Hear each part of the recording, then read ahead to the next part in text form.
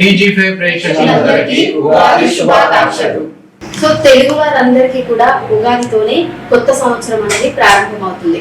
అంటే యుగాది అనే దాన్ని ఇంతకు ముందు యుగాది అనేవారు. సో ఇప్పుడు మనము ఉగాది అని పిలుచుకుంటున్నాం. ఉగాది అంటే పగలు రాత్రి అని రెండు రకాలుగా పిలుచుకుంటారనమాట. సో ప్రత్యేకంగా ఈ రోజు మన సాంప్రదాయ ప్రకారం ఏంటి అంటే ఉగాది పచ్చడి చేసుకోవడం మన తెలుగువారి హిందువుల సాంప్రదాయం అనమాట. అంటే సంవత్సరంలో మొదటి రోజున చైత్ర శుక్ల పాఠమి రోజున మనం ఉగాది అనేది జరుపుకుంటాము. టీజీ5 ప్రేక్షకులందరూ కూడా ఉగాది శుభాకాంక్షలు. ఉగాది అంటేనే కొత్త సంవత్సరం. మన తెలుగు వారందరూ, మన హిందువులు ఈ యొక్క ఉగాదితోనే మొదలవుతుంది కొత్త సంవత్సరం అనేది. చాలా మంది డిసెంబర్ 31 చేసుకుంటారు. అది తాగి తినే వాళ్ళకి మాత్రమే కొత్త సంవత్సరం. అది మన తెలుగు వాళ్ళకి, ముఖ్యంగా భారతీయులకు ఉగాది అంటేనే కొత్త సంవత్సరంగా భావిస్తాము. అలాగే మనకు ఉగాది నుంచే ఈ పంటలు అనేది మొదలవుతుంది ఎక్కువగా. ఈ ఉగాది అనేది ప్రతి ఒక్కరికి ఈ సంవత్సరం అందరికి కలిసి రావాలి. మీడియా రంగం, రాజకీయ రంగం, సినిమా రంగం, ఈ భారతదేశంలో ఉండే ప్రతి ఒక్కరికి కూడా ఈ ఉగాది నుంచి మంచి కలిసి వచ్చి వారు చేస్తే బిజినెస్ వృత్తిపరంగా ఏదైనా ఉండాలి, అన్నిట్లలో అందరికీ మంచి కలిసి వచ్చి దేశం అంతా పచ్చడి ఉన్నప్పుడే భారతదేశం గొప్పదిగా మనం భావిస్తాము. భారతదేశం అంటేనే ఎన్నో వనరులు ఇచ్చినటువంటి ప్రకృతి. మన దేశంలో ఉన్న వనరులు వేరే ఎక్కడ ఇతర దేశాలలో ఉండదు. అవన్నీ గుర్తు పెట్టుకోండి. మనకు ఉగాదితోనే మొదలైన ఈ పండుగ ఎప్పుడు నిండుగా పచ్చగా ఉండాలని కోరుకుంటున్నాం. ప్రతి ఒక్క ఇంట్లో ఈ యొక్క ఉగాది పచ్చడి అనేది తయారు చేసుకొని తినాలి. ఉగాది పచ్చడి అనేది అంటే మన హిందువులు ప్రత్యేకంగా ఎందుకు చేస్తారు సార్? ఉగాది పచ్చడి అనేది ఏంటంటే తీపి, వగరు, చేదు ఇట్లా అన్ని నవరసాలు కలిగి ఉందన్నమాట. మన జీవితం కూడా అంతే. ప్రతి మనిషికి ఎంత డబ్బు ఉన్నోడైనా డబ్బు లేని సంతోషం అనేది 365 రోజులు ఉండదు. ఏదో ఒక రోజు చిన్న కష్టం వస్తుంది, ఇబ్బంది ఉంటుంది. అట్లా ఈ ఉగాది పచ్చడి అనేది కూడా అన్ని కలర్లను కలుపుకున్నటువంటి పచ్చడి ఇది. సో ఈ మనం మంచి, చెడు, తీపి, వగరు, చేదు ఇట్లా అన్ని కలగలిపినటువంటి జీవితం అలాంటిది కాబట్టి ఉగాది పచ్చడితో పోల్చుకుంటాం మనం. ఇప్పుడు ఉన్న తరానికి అంటే చైత్రానికి చూస్తే అందరు ఇప్పుడు పంచాంగాన్ని నమ్మకచ్చు. దానివల్ల దానికి ఏమంటారు? పంచాంగాన్ని నమ్మకపోవడం అనేది ఏముండదు. ఎందుకంటే మన హిందూ సాంప్రదాయం అంటేనే పంచాంగం, దేవుడు, ఇది రాసులు వీటన్నిటితో కలగూడినటువంటి హిందూ సాంప్రదాయం. దీంట్లో ఏ ఒక్కదాన్ని మనం విద్యడానికి కొంతమంది అంటారు ఈ రాళ్ళు రప్పలు ఎందుకు అని.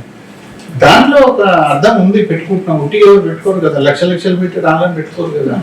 ఇప్పుడు రాయి అంటేనే మన దేవుళ్ళు ఎట్లా పోల్చుతాం? మనకు దేవుడి రూపం రాయి శిల్పం రూపంలో ఉంటుంది.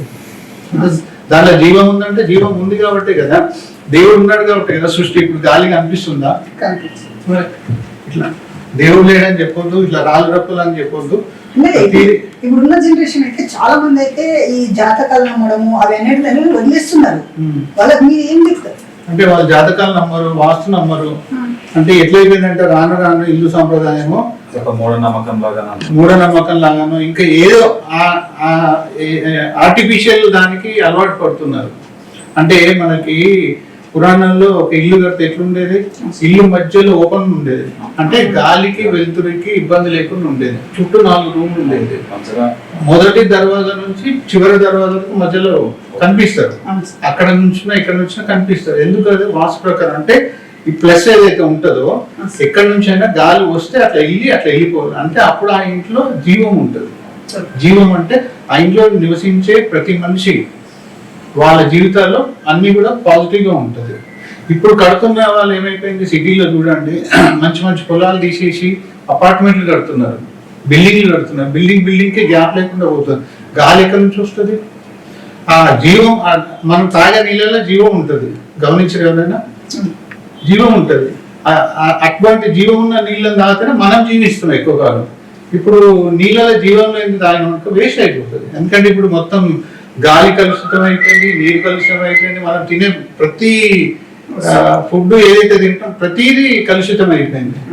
ఒకప్పుడు ఎట్లుంటే గంజినీళ్ళు లాగి బతికిరు మా తాత అమ్మమ్మ.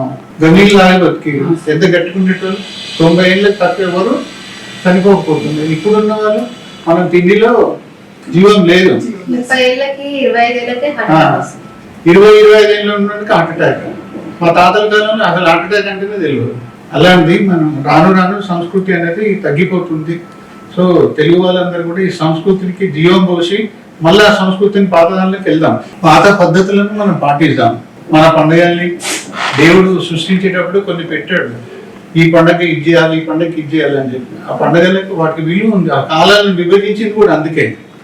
సో మనకు ఉగాది పండుగ అంటే ఏంటో మనకు మామిడి చెట్టు చూస్తాం, పూత వస్తుంది. ఎందుకు వస్తుంది? ఆ పూతకి ఎవరైనా ఆర్టిఫిషియల్ చేసారా? కాదు కదా, ఆ దేవుడు సృష్టించిన సృష్టి అది. దాని పక్కకు పెట్టి మొత్తం ఆర్టిఫిషియల్కి అలవాటు పడుతుంది పబ్లిక్. సో మన పండుగల్ని మనం గౌరవించుకుందాం, మన అక్క చెల్లెల పిల్లల్ని గౌరవించుకుందాం, ఆడవారికి మర్యాద ఇద్దాం, వాళ్ళని గౌరవిద్దాం. ఎందుకంటే ఈరోజు దేశంలో మహిళలకు ఎంతో ప్రోత్సాహం దొరుకుతుంది.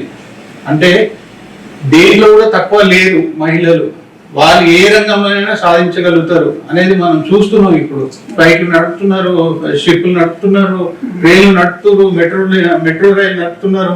ఏంటో తక్కువ కాదు, ప్రతి రంగంలో ఆడవారు కూడా ఉన్నారు. వాళ్ళకు కూడా ఇంకా అవకాశాలు ఇచ్చి వాళ్ళని కూడా రాజకీయ రంగంలో కూడా తీసుకురావాలి. ఖచ్చితంగా రానున్న రోజుల్లో యువత మొత్తం రాజకీయంలో రావాలి.